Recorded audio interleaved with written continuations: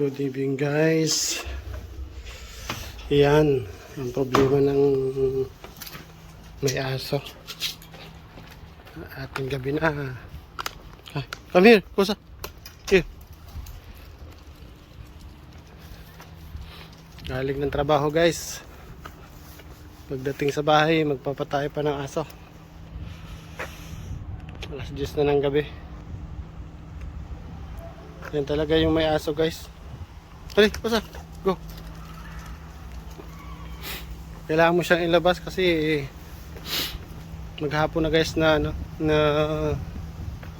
hindi siya lumabas, hindi siya nakakaihi, hindi siya nakakatae maghapon. Kailangan ilabas siya ng gabi o pag galing ko ng trabaho, kailangan ilabas ko siya para makatae siya at makaihi.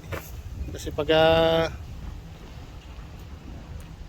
hindi yan ilabas guys, tatae yan dun sa bahay, baka masanay siya na tumae sa bahay, kaya kailangan ilabas. Come here kusa, biyahe kusa, come here kusa, come here. Nakikita mo na naman yung problema kay kusa. Malakas si kusa humila. Nagarating ko lang kasi guys, galing ng trabaho. Mag-aalas 11 na, kaya ngayon ko lang siya nailalabas. Yan. Hindi na kasi pwedeng hindi ilabas siya kasi mga tumahay dun sa bahay.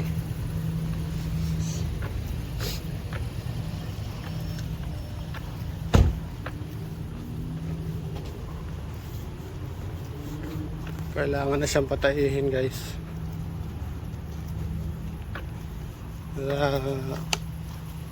Paihiin. Stop kusa. Stop.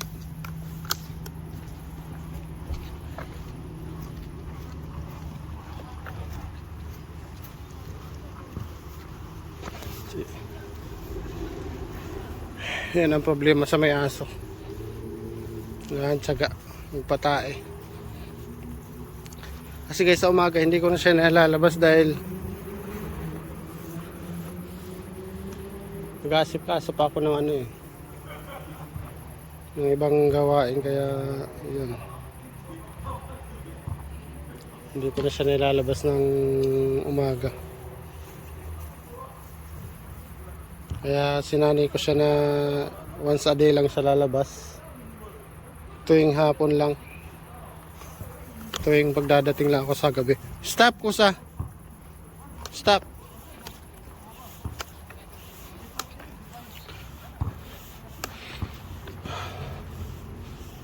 Hindi pa siya tumain.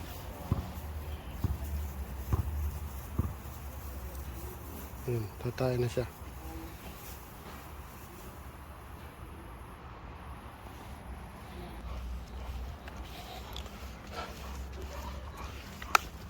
Stop. Stop.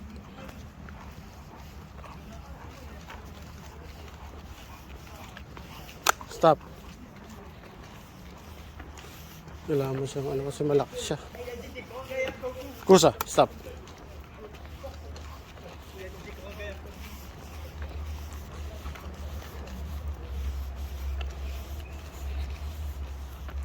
Kailangan talagang ilalabas si kusa. No. Come here. Putik dyan. No. Ayun kusa. Pinainom ka na doon eh. Ito. Ano ba yan? Pinainom ka doon eh. Hindi ka uminom ng maayos.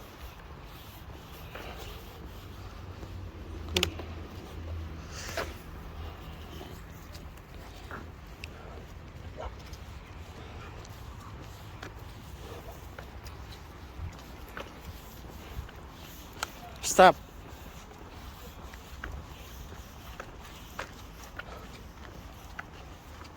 Ito nga sa puso.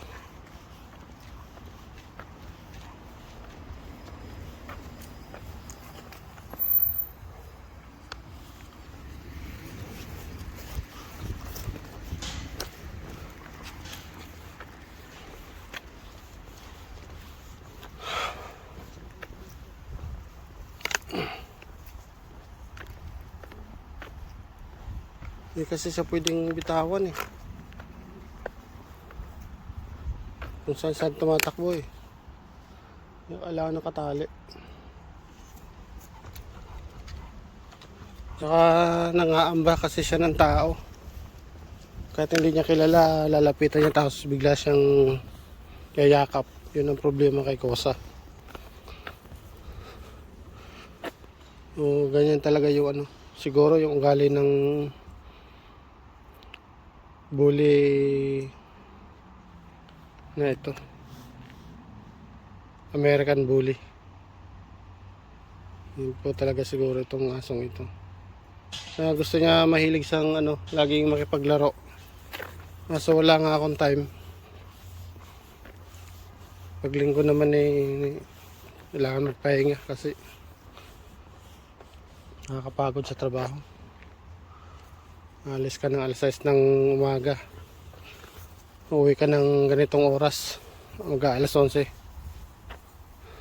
Minsan alas 11 ka pa makakarating. Kaya sa gabi na si Kosa nakakalabas. Mahilig siya makipaglaro eh. Yun nga ang problema eh. Walang time. Tsaka hindi siya pwedeng bitawan.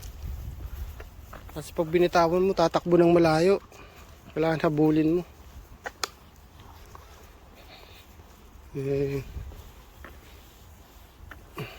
Hindi siya nasanay na ano. Na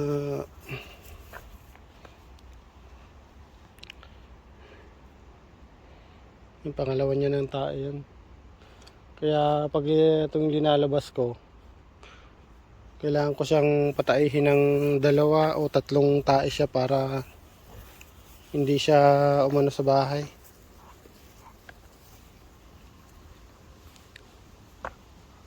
Hindi siya tumae sa bahay kasi pag naumpisa niyang tumae sa bahay, mahirap na.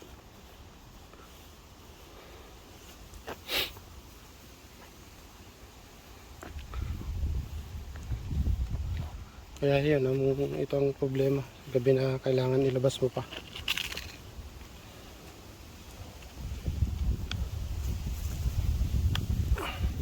Saka ang lakas niya pati. Kahit ako kayang hilain niya eh. Pag talagang pursado siyang tumakbo. Kailangan mong pumersa din pag para papahinto mo siya eh. Pero mabait siya, hindi siya hindi siya kumakahol. Hindi siya nangangagat. Kaso nga pag si Maxim kasi yung anak ko, talagang sinasaktan kasi kaya minsan siguro naiinis. Kinakagat siya. Pero hindi naman hindi naman yung kagat na kagat talaga.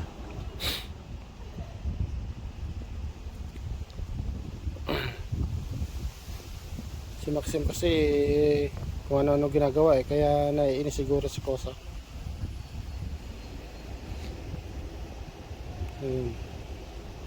Kosa, huwag kang kumain ng ano.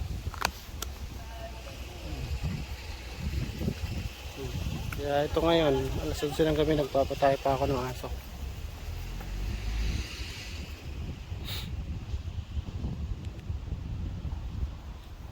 Saka mas maganda sa ganitong aso kalaki, kailangan malaki yung bahay. Pag maliit yung bahay mo, mahirap. Kasi may amoy talaga siya kahit anong paligo mo. Ito si Kosa, nakakadalawang sabon to eh. 3 sabon eh, ganun eh. Hindi mawala-wala yung kanyang amoy talaga. May amoy talaga siya kahit anong paligo mo. Dati ginagawa ko dito 2 times a week ang paligo ko. Kaso ganun pa rin. Hindi pa rin nawawala yung kanyang amoy. May amoy talaga siya. Kahit bagong paligo, meron talaga siyang amoy. Hindi ko alam kung sa pagkain nakukuha yung amoy niya na yun o kailangan baguhin yung ano, yung pagkain niya para wala yung amoy siguro.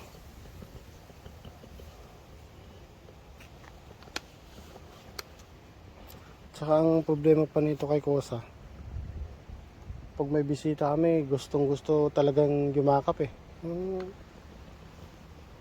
Sa laki niya na yan.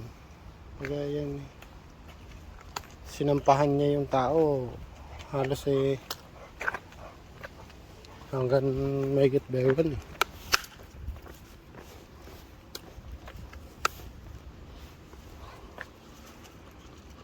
Pag may hinahina yung tao, matutumba pag pag biglang dinambahan ni Kosa eh.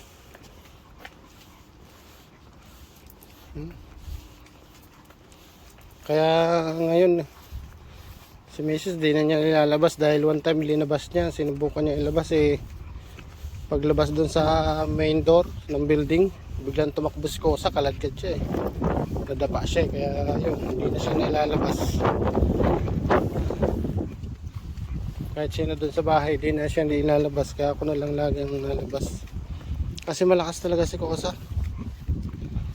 Kailangan talagang persahin mo rin pag hinila ka, hindi basta-bastang malakas si Kosa.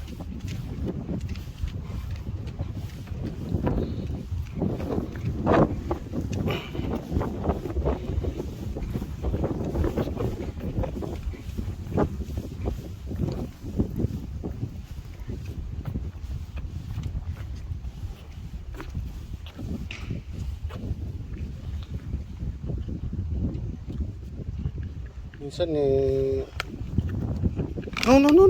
kinakain mo. No.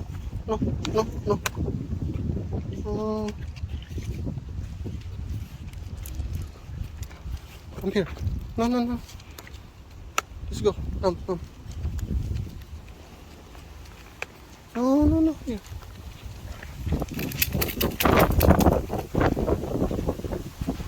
Saka ito si Kosa, pag mainit, mahirap ilabas kasi nanghihina siya pag ilabas mo siyang mainit ang panahon. One time na ilinabas ko siya nung hapon dito mainit pa rin. Talagang hindi niya na kaya lumakad. Dumadapa siya sa daan. Kailangan niya magpahinga. Parang nanghihina siya. Ganun. Sobrang init.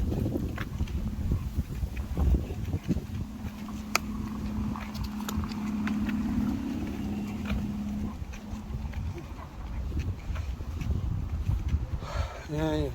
Ito. Tsaga. Kailangan let's go, Kosa. Go home. Hindi ka naman na tae. Nakadalawa ka ng tae. Pero na. No, tama na. Let's go. Kaya takot yung mga bisita namin pag pag napunta sa amin kailangan namin na ipasok siya sa kwarto. Kaso pag nasa kwarto naman siya, umiiyak si Kosa.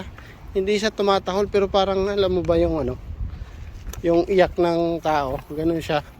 Mahina lang. Pero umiiyak siya. Takot kasi yung mga bisita namin pag pag nasa labas si Kosa kasi dadambahan talaga hindi nila kayang pigilin. Hindi nakikinig sa kanila. Kaya pag wala ako, yun ang problema. Let's go, Kosa. Go home na dali. Let's go. Bye. To see you next vlog.